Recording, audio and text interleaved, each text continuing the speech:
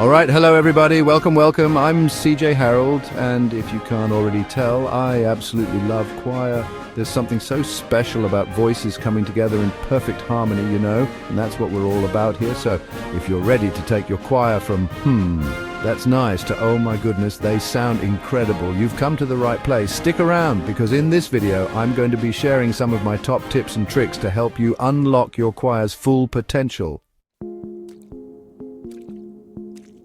Okay, so before we even think about fancy harmonies or hitting those high notes, we need to start with the basics. Good vocal technique. This is the bedrock, the foundation upon which all great choral singing is built. Now, when I talk about vocal technique, I'm talking about two main things: producing a healthy sound and creating a unified sound across the choir. It's like building a house. You need strong bricks and you need to make sure they all fit together nicely. So, first things first, posture. You want your singers standing tall, like they've got a string attached to the top of their heads, gently pulling them upwards. Shoulders relaxed, chest open, and feet firmly planted on the ground. Good posture allows for proper breath support, which is absolutely crucial for singers. Speaking of breath support, let's talk about breathing. It sounds so simple, right? We do it all day, every day, but when you're singing, you need to be much more conscious of your breath. Encourage your singers to take deep breaths from their diaphragm, filling their lungs completely, like they're inflating a big balloon. This gives them the air they need to sustain those long phrases and project their voices. Now let's move on to the throat. We want that throat open and relaxed, like you're about to yawn. No tension, no squeezing. Imagine you're trying to sing through a big imaginary tube. This helps create resonance, which is what gives the voice its richness and depth. And finally, let's talk about vowels. Vowels are the lifeblood of singing. They carry the sound. We need to strive for consistent vowel formation across the entire choir. This means every singer should aim to shape their vowels in the same way, ensuring a cohesive and harmonious sound. When vowels are aligned, the choir sounds like a single, unified voice rather than a collection of individual singers. This is what makes choral music so powerful and moving. So remember, good vocal technique is the key to unlocking the full potential of your choir. All right, so we've got the vocal technique down, we're breathing right, posture's good, we're feeling great. But that's just the beginning of our journey to becoming a cohesive choir. But what's next? Well, we need to make sure everyone's singing the right notes. This is where the real magic happens. That's right, we're talking about intonation and pitch accuracy. These are the building blocks of a beautiful choral sound. There's nothing worse than a choir that's all over the place, pitch-wise. It can be quite jarring and unpleasant to listen to. It's like trying to enjoy a delicious meal, but all the flavors are muddled together. It just doesn't work. Each note needs to be clear and distinct, just like each ingredient in a well-prepared dish. The first step to achieving good intonation is active listening. This means paying close attention to the sounds around you.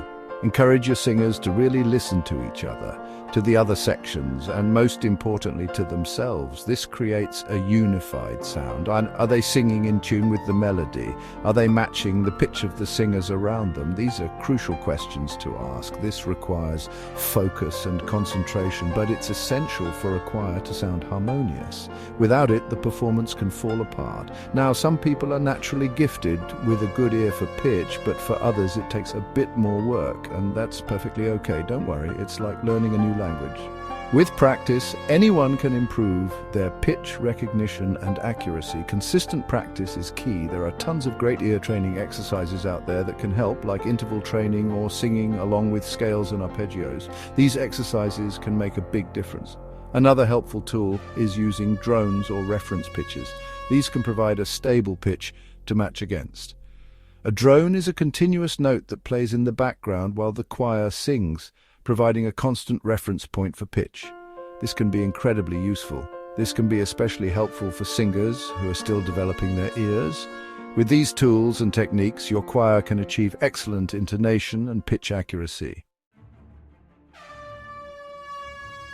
All right, so we've got the sound, we've got the pitch. Now let's talk about keeping it all together. And by that, I mean rhythm. Rhythmic precision is absolutely crucial for a choir to sound tight and professional. It's like a group of dancers. If everyone's not moving together in sync, it just looks messy.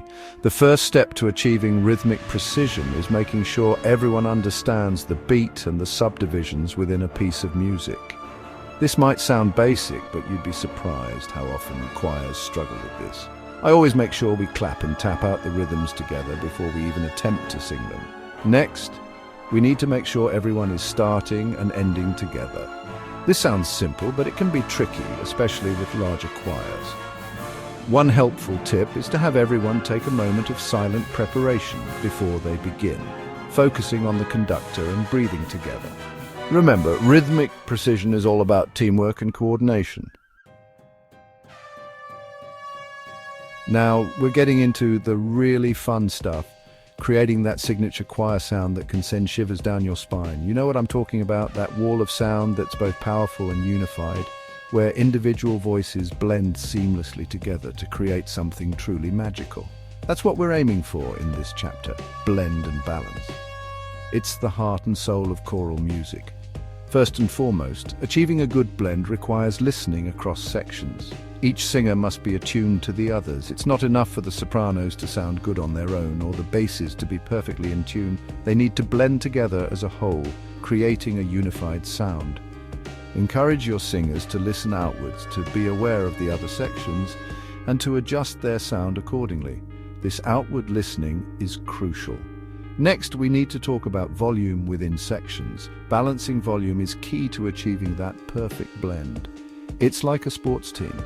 Everyone has their role to play, and everyone must work together to achieve the best result. The stronger voices in a section might need to hold back a bit to allow the weaker voices to shine through. This creates a more balanced sound. Conversely, the weaker voices might need to dig deep and project more to match the volume of the stronger voices. It's a give and take. It's all about finding that sweet spot where everyone is contributing equally to the overall sound. This balance is what makes a choir truly exceptional. And finally, we need to talk about balancing the different vocal parts. Each part must be heard, but none should dominate. This is the essence of choral harmony. Okay, we've got the technique, the pitch, the rhythm, the blend. But something's missing, right? It's like we've built this beautiful house, but there's no furniture, no personality. That's where dynamics and expression come in. This is where we take all the technical elements we've been working on and infuse them with emotion and musicality. First things first, we need to make sure everyone understands the dynamic markings in the music. Piano, mezzo forte, fortissimo. These markings tell us how loud or soft to sing, and they're crucial for creating contrast and drama within a piece. Encourage your singers to really exaggerate the dynamics at first. Think whisper quiet pianos and roof-raising fortes. Next, we need to talk about shaping phrases. Just like a good story has peaks and valleys, so too should a musical phrase. We've covered so much ground, from nailing those high notes to blending like a dream. Now, it's time to talk about the most important instrument of all, the one inside each and every singer, their ears. This chapter is all about developing your singers' internal musicianship, their ability to listen critically, adjust and refine their sound in real time. First and foremost, I always emphasize singing with intention. It's not enough to just open your mouth and let the sound out. You need to be present in every moment, listening to yourself and to those around you.